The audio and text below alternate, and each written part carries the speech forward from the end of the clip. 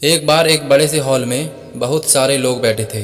वहाँ पर दुनिया का एक बहुत ही बड़ा स्पीकर आने वाला था और सब लोग उनकी बातें सुनने के लिए वहाँ पर आए थे। लगभग 10 मिनट के बाद वह स्पीकर स्टेज पर आ जाता है और वह बोलता है कि अगर आपने मेरी बात ठीक से सुन ली और समझ ली तो आपकी ज़िंदगी पूरी तरह से बदल जाएगी। उसके बाद वह अपनी जेब से एक बिल्कुल नया चमकता हुआ 500 रुपये का नोट निकालता है और उसको ऊपर करके सबसे पूछता है कि ये नोट आप में से किसको चाहिए।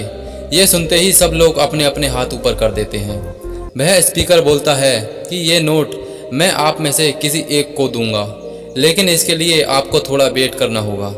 अब वह स्पीकर उस नोट को अपनी मुट्ठी में बंद कर लेता है और थोड़ी देर तक उसको मसलता है।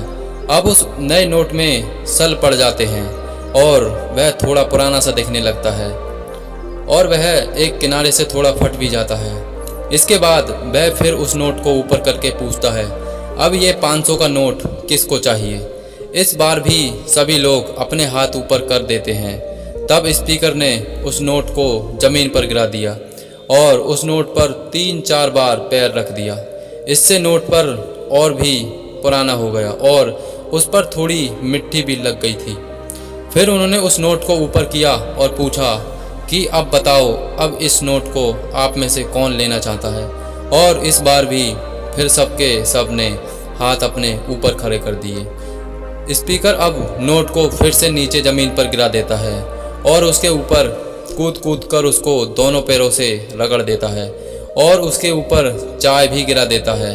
अब नोट इतना गंदा हो जाता है कि उसको पहचानना भी मुश्किल होता है।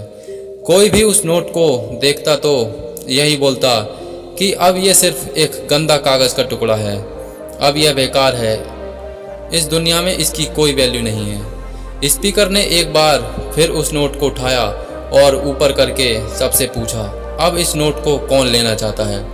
और इस बार भी सब ने अपने हाथ ऊपर कर दिए। कितना भी गंदा पुराना मिट्टी में सना हुआ चाय का दाग लगा हुआ हो, लेकिन अभी भी वह 500 रुपये का नोट ही है। ज़िंदगी कई बार बड़े बड़े झटके देती है। आप एग्ज़ाम में फेल हो जाते हो या जॉब के इंटरव्यू के बाद आपका सिलेक्शन नहीं होता। जब आपका बुरा समय चल रहा होता है और आप सिचुएशन का सामना कर रहे होते हो, उसके बाद आपको लगने लगता है कि आप सफलता के लायक ही नहीं हैं। आपको लगता है कि दूसरे लोग आपसे बेटर हैं और आप किसी काम के नहीं हो, आपकी कोई वैल्यू नहीं है।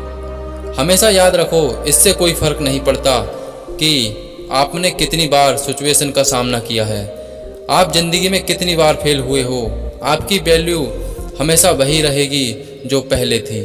आपके पास कुछ खास है जो दूसरों के पास नहीं है और ये कोई भी आपसे छीन नहीं सकता। अब तक सक्सेस नहीं मिलने से आपकी वैल्यू कम नहीं हुई है।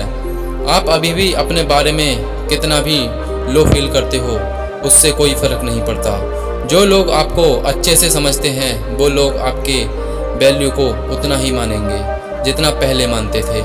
तो अपनी वैल्यू को समझो और कुछ बड़ा करके दिखाओ। तो दोस्तों, ये मोटिवेशनल स्टोरी कैसी लगी हमें कमेंट के माध्यम से अवश्य बताएं और अच्छी लगी हो तो लाइक ज़रूर करें। तो नमस्कार दोस्तों, मिलते हैं अगली कहानी में।